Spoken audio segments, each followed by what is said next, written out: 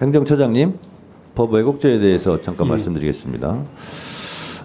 법은 도덕과 양심의 최소한이죠. 그렇게 알고 있습니다. 네, 법으로 만드는 것은 이것만은 지키자라는 거죠. 예, 법의 목적은 처벌 목적도 있지만 예방 목적도 있죠. 그렇습니다. 그렇습니다. 그래서 법에는 처벌 조항이 있는 것도 있고 없는 것도 있습니다.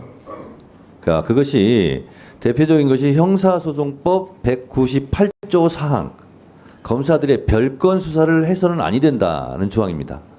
근데 이것은 처벌 조항이 없어요. 다시 말해서 안 지켜도 처벌 조항이 없기 때문에 있으나마나 무용지물이 되는 거죠.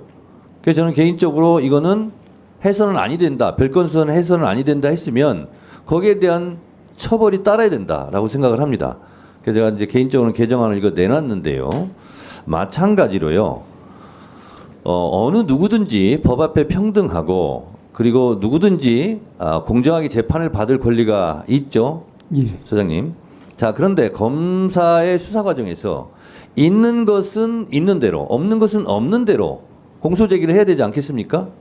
기본이죠. 예, 근데 있는 것을 없는 것으로, 없는 것을 있는 것으로, 또는 있는 것도 확대 과장하거나, 또는 없는 것도 있는 것도 축소 은폐하거나, 없는 것을 또 있는 것으로 조작해내거나, 이런 경우는 범죄에 해당되는 겁니다. 그렇죠?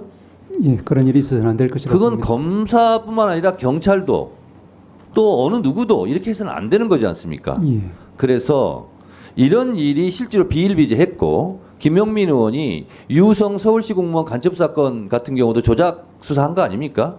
근데 이전에 예전에 독재 정권 시절에 간첩 조작 사건이 100건이 넘어요.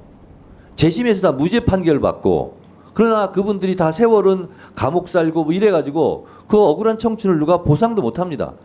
국가에서 손해배상 몇 푼 해준다고 해도 어떻게 보상이 되겠습니까? 이거를 사전에 예방하자는 차원도 법 왜곡죄의 취지에 있다라는 점을 저는 개인적으로 생각을 하고, 아마 행정처장님도 그 부분은 긍정적으로 보시는 것 같은데, 법무부 장관님은 어떻게 생각하세요? 저의 이런 주장에. 뭐 여러 가지 공소권을 행사하거나 뭐 재판을 하는 사람들이 신중하게 해야 된다는 위원장님의 생각에 저희들 다 공감합니다. 다만 아까 이건태 다만은 말씀 안 하셔도 좋을 것 같아요. 아까 이건태 의원님께서 말씀하셨다시피 네.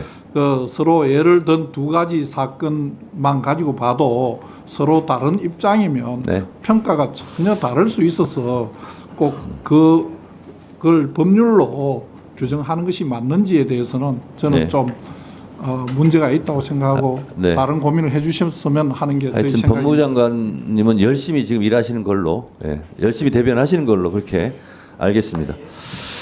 자, 수고하셨습니다. 더 이상 토론하실 의원님이 안 계시면 대체 토론을 종결하고자 하는데 이의 없으십니까?